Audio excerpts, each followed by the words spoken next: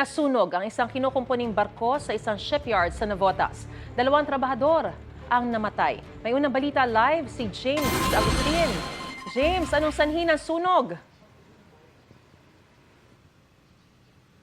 Maris, yan yung inaalam pa ng Bureau of Fire Protection hanggang sa mga oras na ito. Pero inabot ng halos 5 oras yung naging operasyon nila sa sunog na sumiklab sa isang shipyard nga dito sa Navotas. 2 welder po yung nasawi dito sa insidente na natrap doon sa storage room.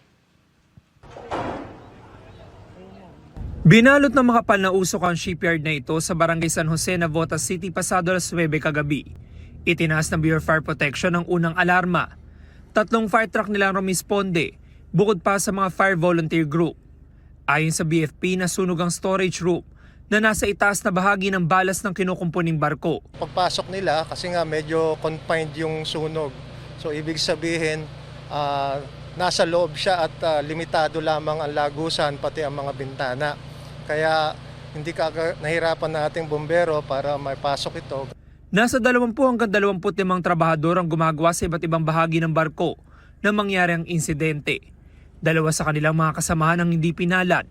Natagpuan ng bangkay ng 2 lalaking welder sa storage room. Sinikap pa rin nilang ilabas ito, itong 2 biktima, at i-revive, pero sa huli-huli na ang lahat, kaya patay na silang 2. Lumalabas sa investigasyon ng mga otoridad na nagwe-welding noon sa storage room ang 2 biktima.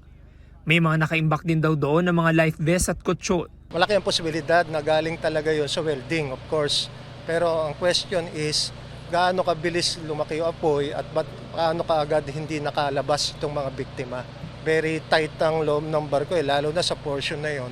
Isa lang ang entrada niyan at saka isa lang din ang exit na maliit pa. Ito yung nakikita niyong mga kasinlaki ng manhole.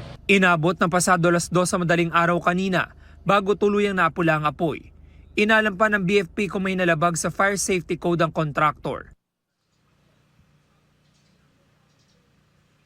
Samantala, Marie, sinusubukan pa natin na makuha yung panig ng contractor nitong kinukumpuning barko.